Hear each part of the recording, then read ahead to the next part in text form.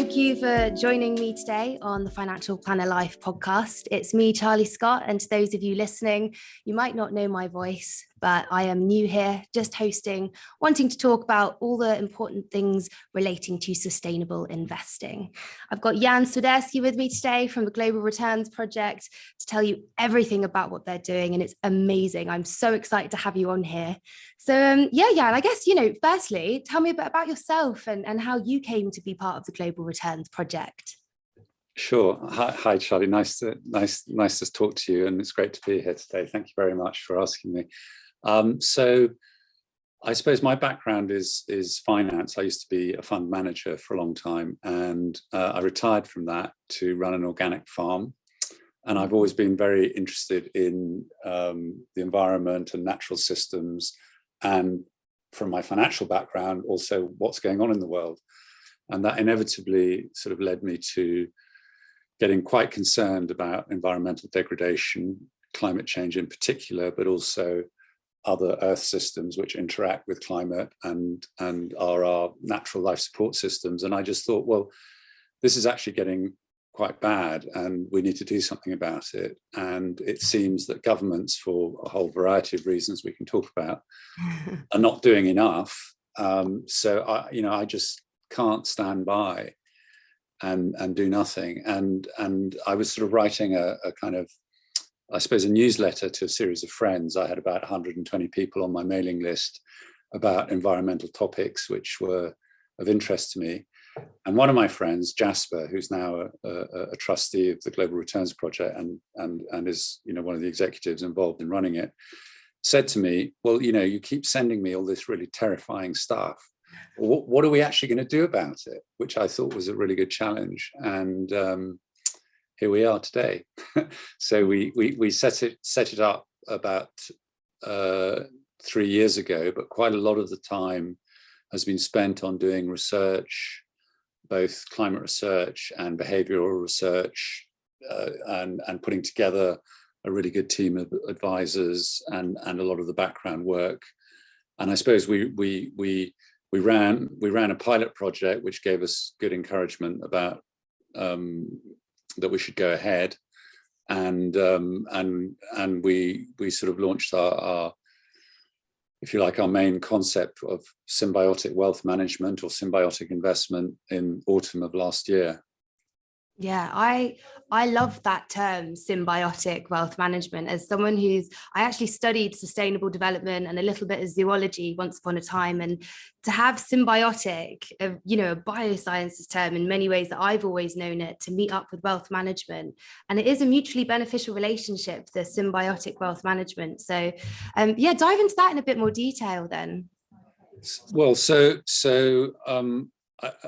I think the idea is that if we look at how people manage their wealth and how they think about their wealth, traditionally, perhaps people invested without really having great regard for the environmental effects of what their investments were doing. But now we know that every investment has an impact. If you put your money in the bank does something with that money, and it'll be either good or bad. And if you invest in a company, those, the activities of that company will be good or bad, in many cases quite bad, and so on. And so every investment has an impact, and that's why we've seen this tremendous growth in sustainable investment and ESG, which is a kind of bit of jargon surrounding sustainable investment, and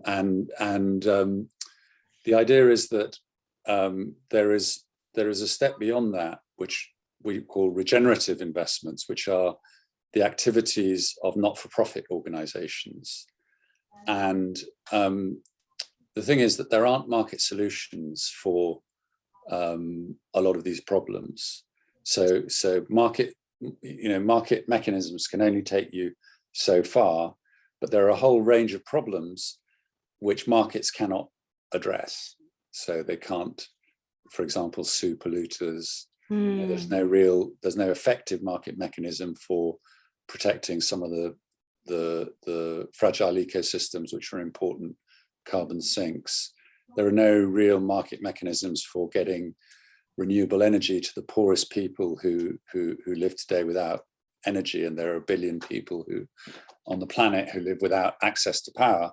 But if you can get them clean, sustainable energy first rather than a diesel generator, that obviously makes a huge difference, and so on. And so these are regenerative investments in the sense that you are supporting these projects. There isn't a financial return, but there is a global return. Yeah. And that return is real and identifiable. And the symbiotic element comes into the fact that the idea is that you pair a sustainable portfolio with a small allocation to these regenerative investments. And that relationship is symbiotic because it's only through the activities and supporting and funding a lot of these not-for-profit organizations that we can really protect and enhance the biosphere. Now, in an ideal world, government policy would do all this, but they're not doing it. And so, we need new ways of thinking, new approaches. And, some people might say, well, why would I as an investor do this? Well, it's a rational thing to do in the sense that if we protect and enhance the biosphere, then all of our investments are less risky. So that's the underlying concept behind symbiotic wealth management. And you touched there that government policy is something which people campaign for it, people use their voice to try and achieve that, but choosing to put your money and investing your money somewhere almost takes that power back and gives you the control. It makes you know that you're doing something that you can do to help. So I guess, touching upon the portfolio then, I know you've got some very exciting portfolio partners as part of the Global Returns Project. So how did you go about choosing your portfolio partners? So I mean, that's a very good question. And it sort of touches on, what's the mechanics of this? What does it actually mean to do symbiotic investment or, be a symbiotic investor? Well, the idea is that your existing portfolio will generate a financial return. And if some tiny portion of that, and investors are doing something like 0.25% of their portfolio per annum, which is an amount which is not going to make any difference to anybody's life, but if enough people do it, it will make a really material difference to the whole a lot of these problems. And so what you do is, the idea is that you make that allocation, but most people wouldn't know, how to choose those projects or what they are. And so the behavioral research we did was all about removing friction. So if you can make it easy, if you can just make it a sort of tick box, an automatic thing that's easy to do, then the chances of many more people doing this will go up significantly.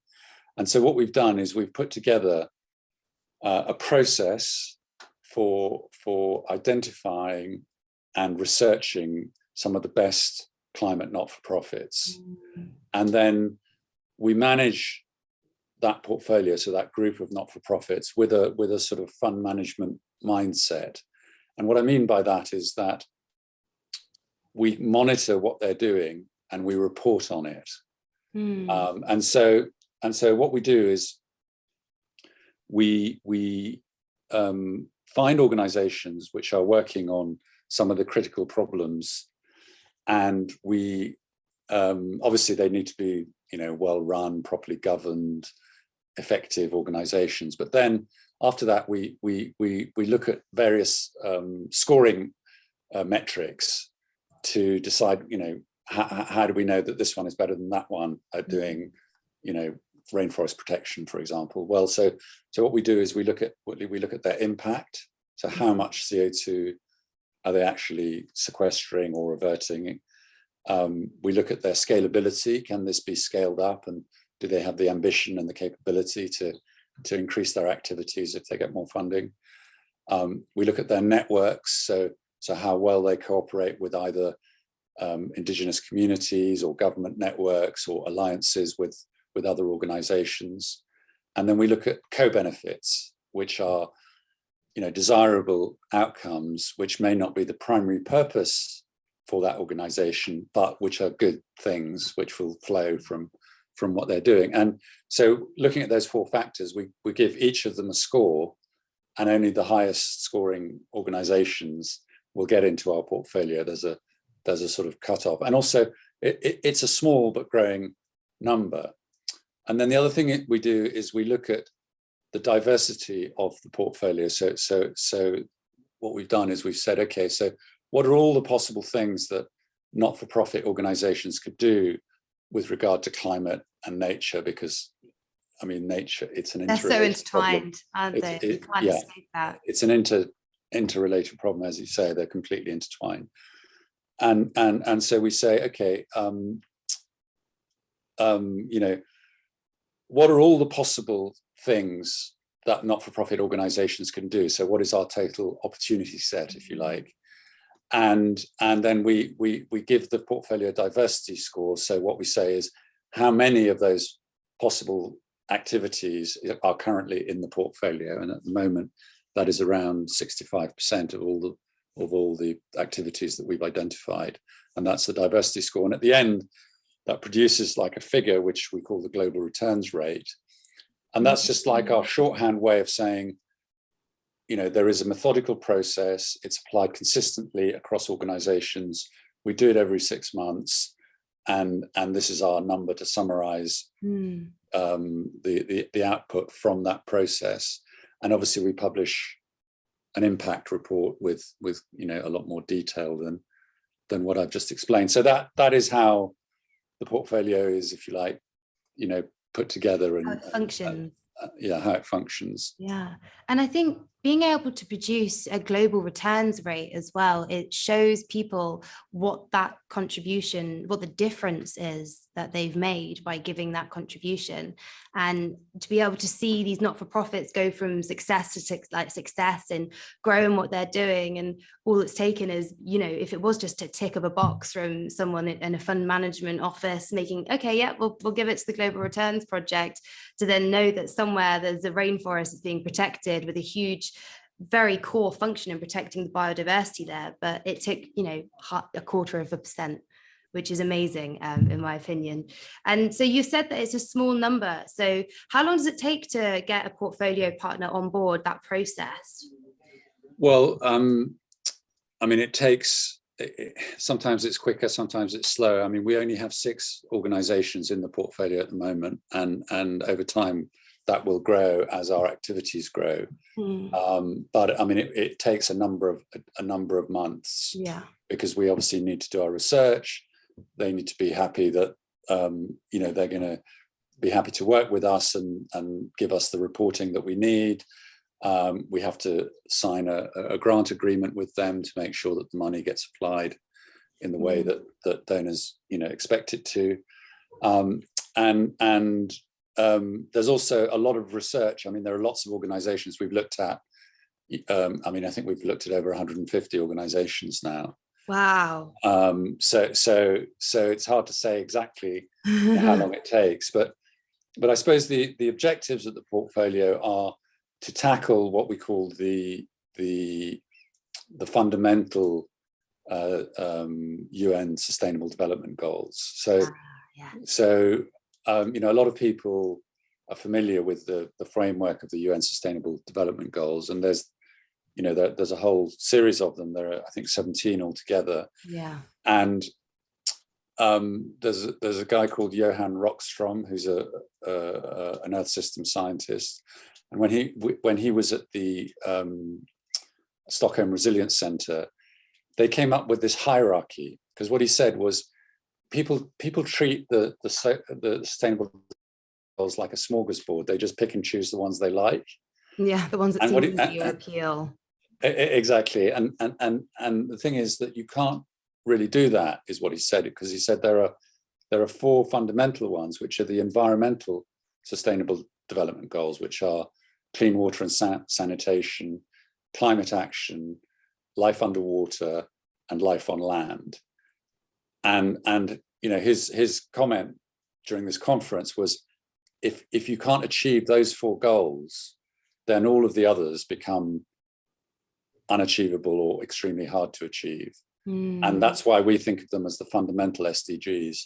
And the Global Returns Fund, as we call our portfolio, is designed to address 3 of those fundamental SDGs, which are climate action, life below water, and life on land. And all of these organizations are doing something to protect and enhance those elements of the biosphere and achieve, help us achieve those SDGs. So it convert, and this is sort of direct impact. It's not like, there are lots of, funds or companies who might say, well, we're doing a bit less harm in this area, or we're achieving certain social outcomes. Yeah. And whereas with the Global Returns Fund, this has direct positive impact, which is real and identifiable. Yeah.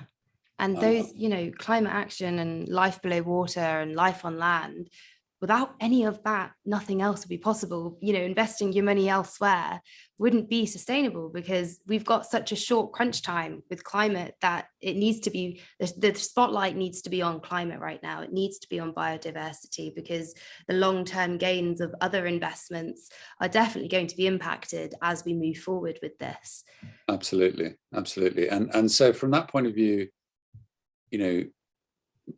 making that choice is a completely rational thing to do, because in the medium term, in the long term, unless we protect our earth systems, then none of our investments, and in fact no human activity, is really going to be sustainable. In fact, I said earlier I was feeling a bit gloomy, and it's not just because of events in Ukraine at the moment, but this IPCC 6th assessment report, it's not good, is it?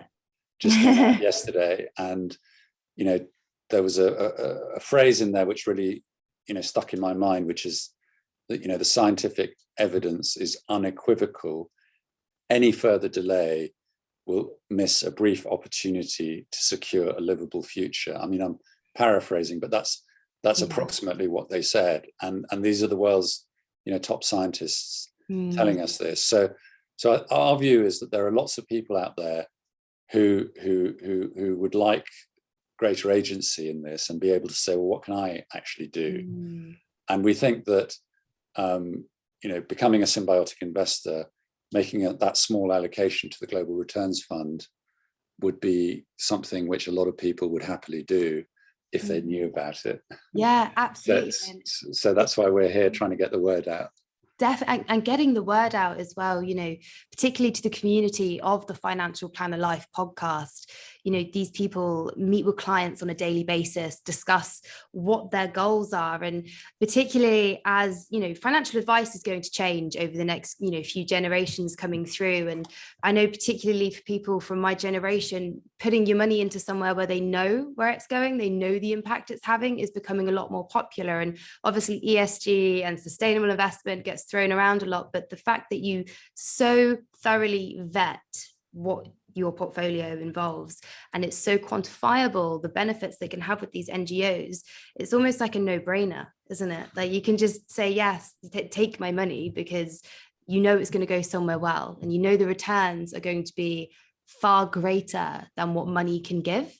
Yeah Absolutely. I mean, clearly the returns are non-financial, and some people might sort of question that, but our point is that this is just we need a new way of thinking in order to address these problems today, and this is one of them. And the other thing is that we did some research on how effective is this, how much difference does it actually make, and we looked at what all these organizations have achieved in the last couple of years, and try to measure their climate impacts. That's not even counting the co-benefits of the other desirable benefits of the things they do. And what we found is that this is multiple times more effective for an individual than pretty much anything else they can do. Wow. In terms of being able to donate that tiny proportion to this collection of not-for-profit organizations. So isn't it? That, like, better than donating to this, better than, it's just a whole encompassed package, really, isn't it? Exactly. I guess, should we dive into a bit more about who your portfolio partners are then? Because I know there's some very interesting organizations which also definitely deserve sort of a bit of a spotlight on them as well. Yeah, absolutely. So I mean, there are 6, as I mentioned. So the first one, I mean, might as well go alphabetically. Let's do it. Ashton is an organization which runs a thing called the Ashton Awards. And what they do is they identify organizations and projects which are delivering clean, sustainable energy to various parts of the world. I mean, traditionally, they've done a lot of work in the global south, but they're increasingly doing more work in the UK. And what they do is they identify initiatives which can be scaled up and also can be applied to other countries as well. And they help those organizations make connections, with funding, and with greater application of the work they've been doing. And they can be anything from small scale solar panels in the Yemen to electric powered tuk-tuks in India, to more efficient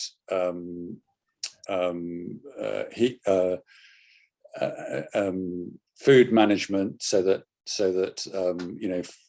reducing food waste in kind of supply chains. I mean, there's a whole variety of things that they're now doing a lot of work actually now with schools to, if you think about all the schools there are, they all have a carbon footprint, and getting ways to, reduce that, which at the same time has an educational value in terms of, what the, all the children participating in those projects. Then there's Client Earth, which is our second one, moving alphabetically. And Client Earth, a really interesting organization. They're a group of lawyers, and they regard the earth as their client. Wow. And they are completely, funded pro bono. So all of their work is funded by donors, and they operate in, think about over 40 countries now.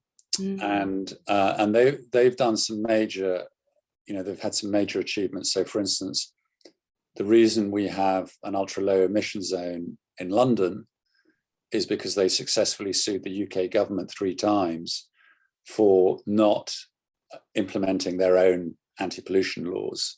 I like Client Earth. Client Earth sound great. and they were instrumental in getting the Polish government to agree to close down the largest single carbon dioxide emitter in Europe, which is a big power station in eastern Poland. They got the Greek government to agree to phase out a lignite coal power station in Greece, and they've agreed a phase out policy for the second one as well, using EU competition law. And then they're doing loads of work they're doing a lot of work in lots of countries, but what I also think is really interesting is they're, for example, training Chinese prosecutors on how to implement the new environmental laws which they're bringing in China. And in fact, they were involved in helping with the policy around those laws. And now they've trained over 1,500 Chinese prosecutors. So this is the kind of work they're doing, which is, and the impact of that is actually dramatic, because they're changing systems and changing the way people do things and the way that people think about the law, which is really good. Then another one would be Global Canopy. And they're a really interesting group as well. They do data analysis of supply chains. And you might think, well, that's, that sounds a bit obscure. How does that help? Well, so a lot of supply chains are responsible for deforestation pressure. So all of that demand for palm oil, for soy, for coffee, for timber, puts pressure on rainforests principally, and is a commercial incentive for deforestation, and deforestation rates are still, extraordinarily high. Yeah. And so what this does is it shines a light on those supply chains. So if they have various web-based tools which are open to all, to access. There's one called Trace. There's another one whose name I can't quite remember. Forgive me. But basically, what it is, if you're a purchasing manager for a company, if you're an investor in that company, if you're an NGO trying to put pressure on that company, you can actually identify products and where they're coming from, and down to the level of which province in Brazil or which part of Indonesia, and actually say, well, we don't like these elements of the supply chain, and in fact, if you change this or you change that, it would reduce that deforestation pressure. So it's very hard to do things, to change systems without good data, and Global Canopy provide that data. What a resource as well, because you could have a supply chain and not even really have an awareness of the impact you're actually having. Absolutely. Trace that back and say, no, we could get that from, maybe somewhere in the UK or Europe, and not necessarily destroy the Amazon for this product. That's really great. Exactly. And then the next one would be Rainforest Trust. And they kind of do what it sounds like they do. They protect rainforests, but they do it in a way that is, by working with local communities to make sure that, those communities have some sort of interest in continuing to protect those rainforests. And in some cases, it involves outright purchase. In other cases, it involves just defending the rights of those communities and the establishing legal frameworks for those communities to carry on protecting them. It's specific to each situation and each country, but they're an incredibly effective organization, and they operate in I'd like to say nearly 50 countries, I think, but obviously those countries that have rainforest and other important habitats, which are all also, apart from being stores of carbon, many of them are actually carbon sinks as well. And generally speaking, if you're looking at a solution rather than a systemic change, protecting rainforests is one of the most effective things you can do. Yeah, and rainforests, conservation and biodiversity are such crucial factors to consider, because they're an indication of a healthy ecosystem. So, when you've got climate change occurring and you've got biodiversity being threatened, we need to protect the rainforest for more than one reason. And I think it's really, really great that they help with the local community, because that's going to be a long-term sustainable growth within the community, because you want them to protect their community and them to have the passion about it, and for it to become a generational protection and pride. And really, quite a lot of these communities, there's so many factors that come into why they feel like they want to or why they feel like they can't, but there's also so many external factors not from their country making these areas at risk. So Rainforest Trust, really great, really cool. And the other interesting thing about them is that at the moment there is a match funder who is match funding up to, well, the exact amount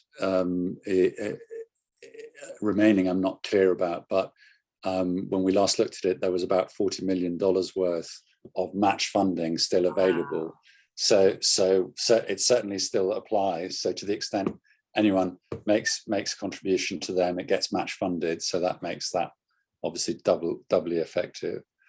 Then the next organization is Trillion Trees, which is a collaboration between the Wildlife Conservation Society, the World Wildlife Fund, and BirdLife International. And it's a joint venture, and they operate in over 50 countries, I know. And they have there's one project which we're supporting called the Reforest Fund. So they're basically trying to regenerate degraded rainforest by planting, the right trees in the right places. Yeah. And once again, making sure that the local communities are involved in that, so that there's some permanence to that intervention. And this is an incredibly effective intervention, because obviously degraded land has released a lot of soil carbon. A lot of the carbon that was sequestered in the woody biomass has been released, and if you can restore that, particularly in a way that's properly protected, it in the tropics, it obviously tends to grow very fast, but you're restoring the carbon cycle, you're restoring the water cycle, you're supporting biodiversity, and you're in many cases helping local communities as well. And then the last one is whale and dolphin conservation, which is obviously, life underwater. But what perhaps many people may not know is the importance of, marine ecosystems in the carbon cycle, and which is huge. And clearly a properly functioning marine ecosystem is a critical component of the Earth's carbon cycle and water cycle as well. But there's good evidence to suggest there are various reports that have been done on the role of great whales in sequestering carbon, and the mechanism which goes on is that they, through their bodily functions, they're circulating nutrients and fertilizing marine phytoplankton, which are photosynthesizing at a massive scale. And so, there are studies that suggest the great whale could be responsible for sequestering as much as 250 tons of CO2 per annum. Wow. So there are ranges of uncertainty around that number, but what we can say with certainty is, the more whales we have, the more large cetaceans that we have, the more carbon is likely to be sequestered within the marine carbon cycle, and the sequestration happens because a lot of the plankton and also the zooplankton, who are the next bit up the food chain, will, when they die, their bodies will fall as sediment to the bottom of the ocean, or a good number of them. But also the whales, when they die, on average they fall to the deep ocean, and their body has carbon in their skeletons, and that takes many years, if not millennia, depending how deep they go, for that carbon to be released again. So that's also a critical part of what they're doing. So those are the 6 organizations, and we're always looking for more organizations, but we want the number of organizations to grow, sort of, if you like, in step with the growth of the Global Returns Project. Yeah, and it will happen organically. It's not a process to be rushed, and it's not a process to just get loads of people on board, because, as you said, it's important that these align with quite core values for you guys and align with the development goals. And I think the strict vetting process of getting these people on board ensures that people know that where they're putting their money is ethical, it is sustainable, it is considering these very crucial things. And it sounds like there's a lot of expertise and consideration and almost, so much science behind it. And that's something which I find very interesting as, when dealing with climate change and, and focusing on sustainability, you can't just look at the science. You've got to look at, you've got the hard sciences, and you've also got the soft sciences. And this brings into it the finances. And very rarely do you have this triangle, this unison of all three, because they're all so also linked, and it's also important. So yeah, I think it's really inspiring and very exciting, just particularly to see where this goes, because all of those portfolio partners cover such key issues. You've got the deforestation, the loss of carbon, biodiversity, traceability of product supply chains as well. And I think for people listening, that might have been a bit of a deep dive into what these charities do, but it's also so much knowledge that you can share and impart, particularly about where people's money can really benefit. And I think when you've got the choice to invest your money into something, with great power comes great responsibility. And this is responsible, you've got to have a responsibility when we are in such a crisis time. And I think lots of people want to put away investments for grandkids and, or trust funds, but what about the earth? That's something that you can invest in for your grandkids and beyond. Absolutely. And as you say, the scientific knowledge, I mean, we're not scientists by background, but what we've done is we've put together, a world-class advisory board of, climate scientists, ecosystem scientists, marine science specialists, land use specialists. And so we have, 5 world-class scientists on our advisory board, and they meet with us quarterly to review the portfolio and also consider any potential additions, and also review the impact that the portfolio has had during the period. And I think I should also just mention that a couple of other points. One is that we are a UK registered charity, so the trustees don't get paid for their work. And if somebody makes an allocation to the Global Returns Fund, 100% of the money goes into the Global Returns Fund. So there are no deductions. Our core costs are met completely separately. So that money, 100%, will go to those underlying organizations that we've been talking about. And I think that's an important point to make, because sometimes people think, well, hang on, is somebody making money out of this? I mean, what we're trying to do is get to a stage where being a symbiotic investor just is a normal thing that people can decide to do. And what I think is really exciting about it is the potential for it, in the sense that, let's say I've got a portfolio, and for argument's sake, because we think about it as a percentage, it's linked to wealth.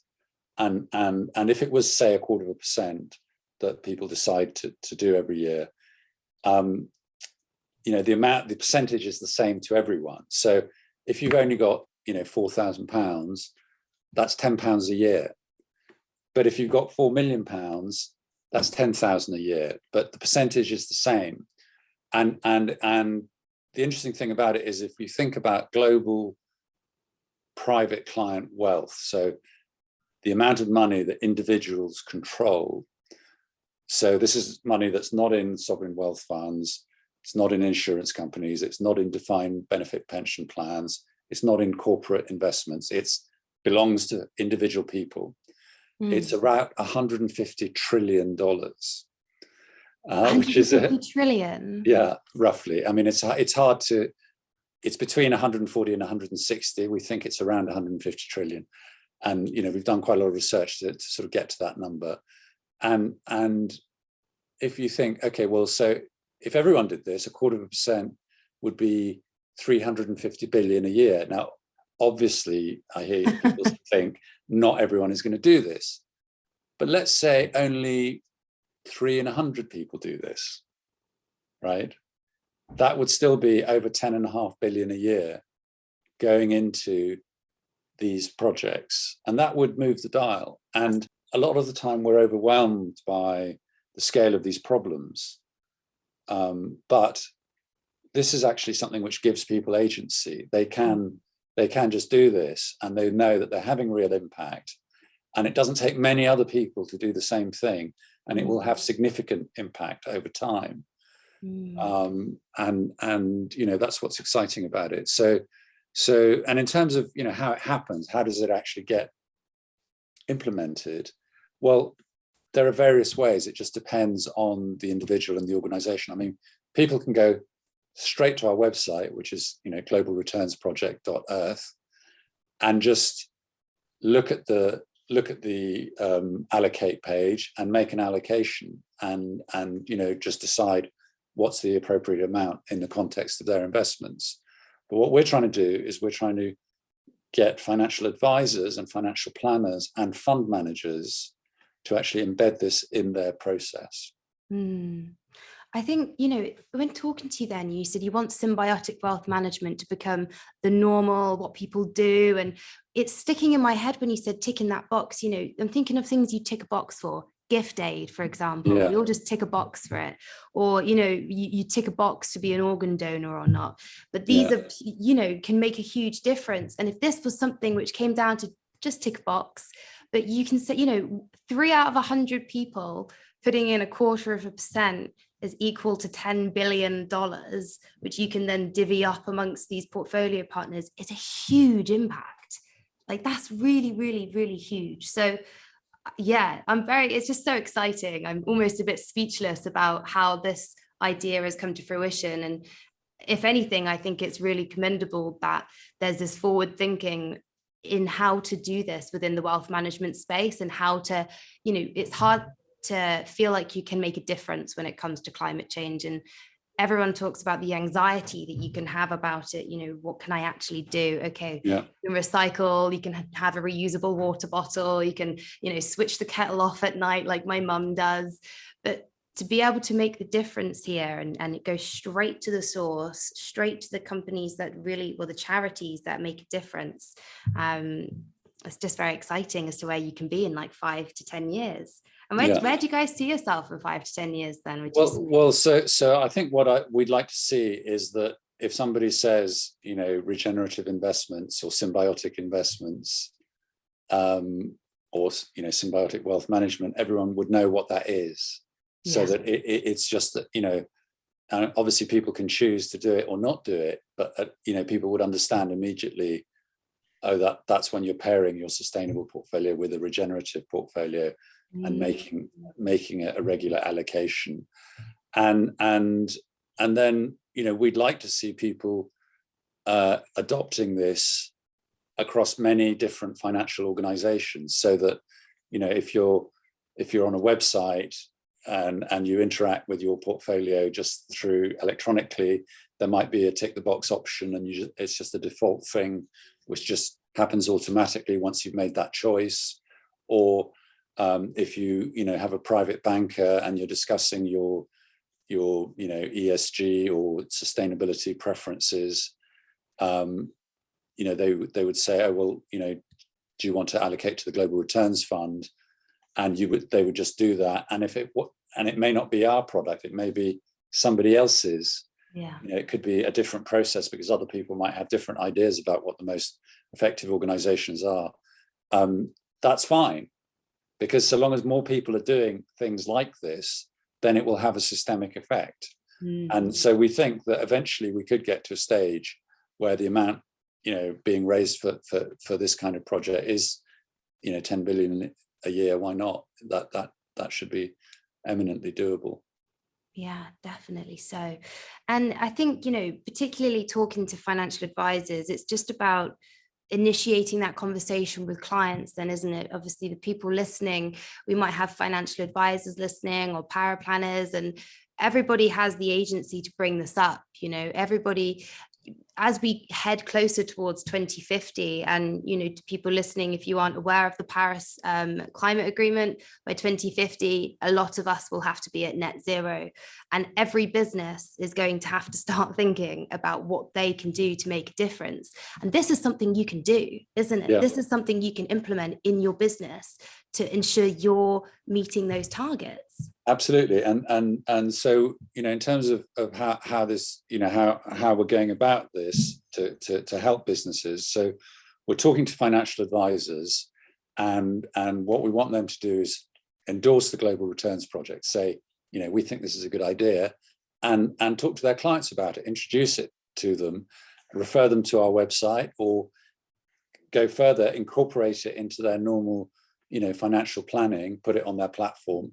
And those conversations are ongoing, and we've got, 3 financial advisors now who have said they want to implement it, but we're just going through the hoops. It takes a little while for that to happen. Then there's another way to do it, which is to incorporate it within a product. So if somebody's launching a fund, they can actually allocate a tiny percentage of the fees of that fund or the return of that fund to the Global Returns Fund.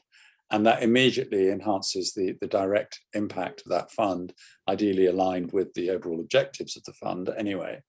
And so there's one UK fund manager, TT International, that has a environmental solutions fund, and they specifically in the fee structure of the fund allocate 1/3 of the management fee to environmental charities, and the Global Returns Fund is one of those. And then another really interesting one, going back to what you said about, you know, businesses, and just because they don't necessarily need to be financial businesses, you know, thinking about net zero and you know, how they can achieve, you know, some desirable objectives. We had a very interesting conversation with a they were actually a fund manager, but it's applicable to any business, where they were struggling with offsetting, and they were saying, well, you know, we know we should be offsetting, but you know, we've done what we can to reduce our footprint, and now we've got some residual amount to offset, and also some historical amount to offset, which they decided to do. But when we look at the offset markets, we're concerned about permanence, you know, we're concerned about additionality, we're concerned about leakage, and we're concerned about the quality of a lot of these offsets. And some of them just seem to be kind of too cheap. Yeah. And so, you know, we said, well, you could look at, for example, the compliance market, which is the European, you know, emission scheme, or the UK emission scheme, where there are regulated entities that you know have to have permits to emit carbon, and then there's a market price for that, and you know, that's an objective price for carbon, and it's many times higher than the voluntary offset market. It may be, you know, I'm not entirely sure where it is today, but you know, it may be £80 a ton or £90 a ton, or you know, something in that order.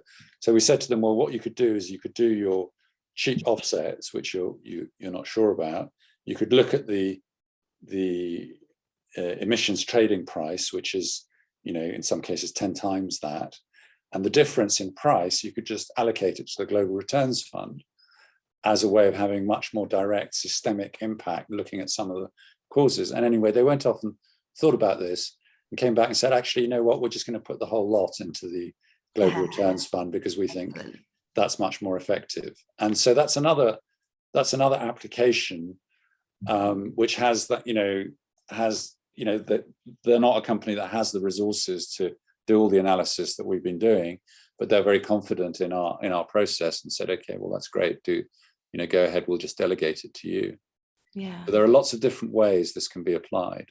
Yeah, not even within the world of wealth management. It could really be with any business, any company. And correct. I think that's very inspiring. And also it's just more about getting the message out now, really, isn't it? And raising the awareness. And I guess, you know, moving forward on the podcast, that's great. And it's just about putting it out on socials and reaching a variety of audiences as well. Because I think for an individual like myself, growing up in what I've seen, I think, you know, I'm 25 and I've studied, and a lot of my generation are so passionate about the environment. And then I sit and I talk with people from varying generations, but the passion is there within everyone. It's not split across generations. It's still there within everyone.